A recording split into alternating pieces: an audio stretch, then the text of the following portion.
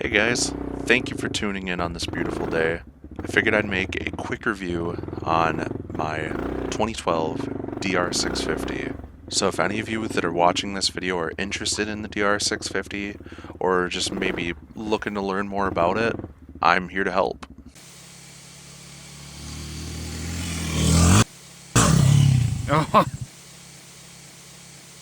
I'm gonna try and shed some light from a different view. I'm 6'7", 290 pounds. So all you bigger guys out there, this video is probably going to be very helpful for you because I'm really going to dive hard into the ergonomics of this bike. So before we get started at all, I'm just going to shed a little background on myself. I've been riding now for roughly 5 years. I started out dual sporting on a KLR 650, a 2007 model, and then from that I moved to a 95 KLX 650C. Then from that I moved to a 2002 DRZ 400 and onto a 2017 Honda Africa Twin, then a 2008 WR 250R, and then I had a YZ 250F for a little while, and then I got back my WR 250R, and now I also have a 2017 KTM 250 SXF. So I've kind of been through a lot of bikes, but not only that, but I have ridden a lot more. Just off the top of my head, I can tell you I've ridden a CRF 250L, KLX 250S, I've ridden a KTM 300 XCW, XL 600R, XR 650L, DR 350, KLR 250, KTM 520 EXC, and the list just goes on and on. You guys get the point. And yes, I've ridden a lot of bikes, but my primary riding, I would say, is probably 10% road, 90% dirt. I really enjoy single track riding. That's probably my favorite. And then double track riding, I rarely ever ride on the road. And road is not my forte. I really dislike it. I'm very afraid of getting hit by a car. I'd much rather hit a tree or get in trouble by myself without having to hurt others or others potentially hurting me. So that's kind of my mentality on road riding in general, I guess you could say. I'm no expert by any means, but I'm definitely like good enough to keep myself upright and get through like pretty tough lines of single track and like pretty steep hill climbs and stuff like that. I'm not the fastest, I'm not a racer, but I can pretty much get through any situation you throw me at. So I feel like I'm definitely qualified to vocalize my opinion about this bike. So as the title of the video may suggest, I didn't totally love this bike. I mean, it's an awesome bike for its purpose, but it did not suit my riding style. If you are looking for a 50-50 do everything bike, this is the perfect bike, hands down. There is really nothing that beats this machine, but there's one huge exception to that. If you're a taller guy, this bike is not going to be well suited for you. Now, touching a little more on the fact that I said this is the perfect 50-50 machine, I truly believe the ADV bikes like the Tenere 700 probably have a broader range of abilities and probably honestly are just as good as this bike off-road, but the DR650 can take a lot more abuse off-road. That is just bar none a fact in general. The problem with the big ADV bikes is that there's a lot more to break, and there's a lot more to go wrong on them too. This bike is simple, it is tough, and it is actually very decent off-road for its size. It feels much more nimble than the KLR 650, probably because of its lower center of gravity and lower weight, but it does not have the suspension travel or sheer capabilities off-road that the XR650L has. So, to go back and elaborate on why I didn't exactly love this bike, you have to understand that I have already found the bike that perfectly suits my riding style, and that's the Yamaha WR 250R, which also, ironically, being a 250, is a physically bigger bike than the DR650. So basically everything I've owned since I got that WR250R is going to be compared specifically to that. And for the type of riding that I'd like to do most, the DR650 is a pig. But I've also done a lot of road riding on the DR650 too, and it really, really, really outshines the WR250R in that regard. So let's start touching on some specific areas of the DR itself, and I'm going to start by just saying that my DR was heavily modified. I had suspension work, I had lots of ergonomic mods for my height specifically and my weight, and there's a lot of stuff that was done to my bike. I also had the power mods done too. So with that being said, just keep that in mind. I'm going to start out with suspension though. I had Racetech Gold Valve cartridge emulators up front in my DR650 that I installed myself. Very, very simple process, and I highly recommend it. Made the forks handle amazingly afterwards. I thought the suspension was actually pretty great, and then the smaller diameter of the forks allowed for more flex. It really, really, like, that itself dampened a lot more, so I didn't feel a lot of the sharp, small bumps, I guess you could say, but the dampening itself was good, and I was able to do a few jumps with the bike too. But that rear shock is terrible.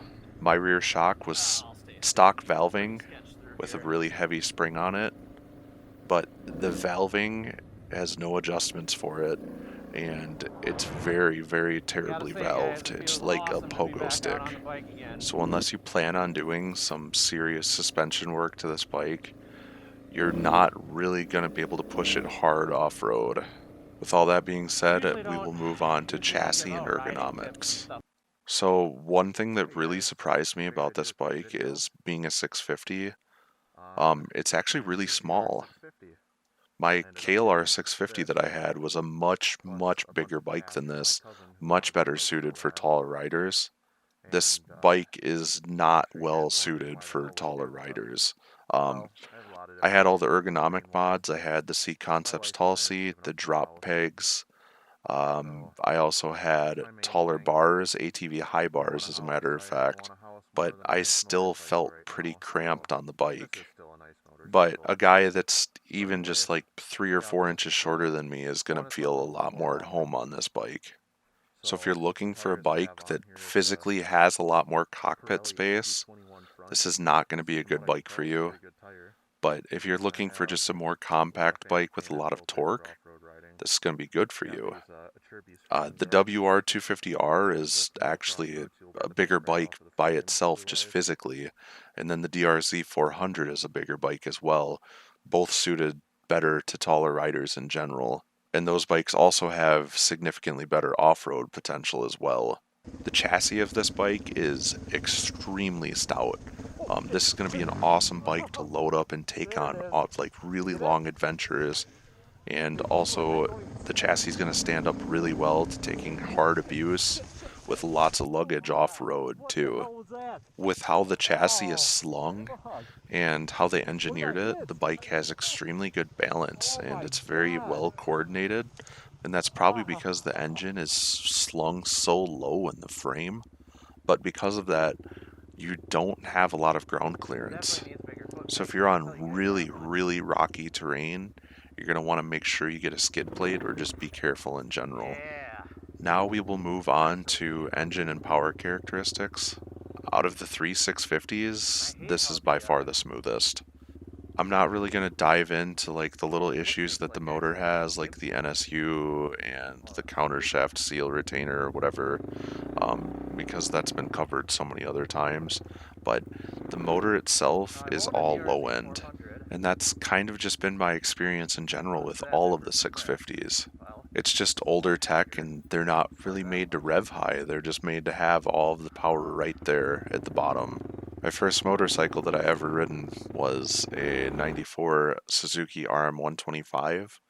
So I'm really used to wringing motors out, and I love wrapping out my WR250R. All the power on that bike is made way up at the top, and I think it's just a blast when you get it up there by its red line. But you know, that's obviously personal preference. Some people aren't going to like to rev their bikes out like that. And then the main issue that I was having with this bike that I was fighting for a while, I tried to adjust it a few times, but I had no luck.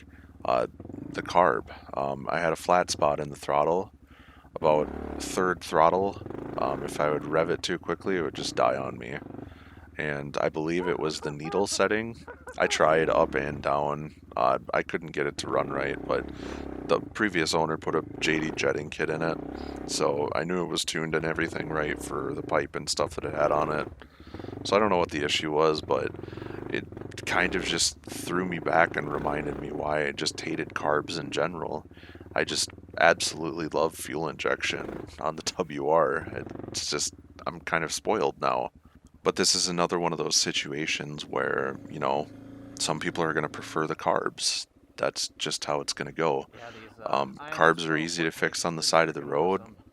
Fuel injection is most likely something you're going to have to wait on and going to have to consult with a dealer or something with. But my WR is 13 years old now, and I've never had a single issue with it. So, wait, knock on wood. But yeah, in general, as far as engine characteristics go, this is going to be a very easy bike to ride off-road just because of that instant low-end torque you get, and it doesn't really matter what gear you're in, it's going to pull, and it's going to pull hard, especially if you have the power mods. I'm moving on to like my two probably biggest pet peeves with this bike is how they have the side plastics like hooked up to the airbox. There's like a little tab that you have to push it through. Suzuki, that's really stupid. It's just a really dumb way to have it set up that way because you can't see when you're putting into it. You're basically doing it by feel. Um, if you haven't experienced it yourself, you would have to like have one and work on one to understand. And then my next big one would be with the foot pegs, the stock ones, the stock mounts, I should say. They're rubber mounted, so they flex when you stand up. And not to mention that, but they're also elevated pretty high up the frame. So it not only makes for a cramped ride, but it also makes for a very sketchy ride when you're standing up, especially if you're my weight. And then I guess I do have a third. Um, the front brake is extremely mushy on this bike. I don't know if it's just mine, but it doesn't give very good feel. But one thing that I really like about this bike is the ease of maintenance. Uh, with nut style valve adjustments, you're going to be having to do valve adjustments more frequently, but it's extremely easy. All you got to do is get the bike to top dead center, and you just adjust them until they're in play, and you use the nut to do it. It's just that simple. Whereas with the WR, it's shim and bucket. So you get it to top dead center, you have to measure it, and then you have to go through the whole process of finding the right shim. It's just a lot more complicated. Plus you have to take out the cams when you do that too. Not to mention just that, but the bike is also oil cooled, so there's no coolant to worry about at all. It's just a much more simple machine than anything more modern. It's even much more simple than a DRZ even, and that's a pretty prehistoric machine as is. So let's get on to like what a lot of people here are probably like waiting to hear. How does it handle off-road? Well, off-road, it's actually surprisingly good for its weight. Like I said, um, you can pretty much do anything that you can on a dirt bike if you have the skill. It's just when you get to more muddy sections or softer sections, you're gonna have a much more rough time than you were if you were on a lighter bike. But other than that, as long as the terrain isn't too rough, you're gonna have a blast on this thing. And then on the road, there's nothing too special about it. I mean, it cruises and it does all right. If you're going 60, you can still pass cars pretty easily. And in my experience, even if you're doing 65, 70, you can still pass cars, which is a huge improvement over something like the WR just as is. But just keep in mind, this bike is no DRZ 400 in the dirt. The DRZ is a much better dirt bike. There's no arguing that. Not only does it have just more sheer capability in the dirt in general, but it's also just an easier bike to handle off-road in general. Well, I think that really wraps up pretty much everything that I want to talk about on this bike. I guess if you guys have any questions or comments or concerns, please just leave them down below. I really appreciate y'all for watching, and thank you very much.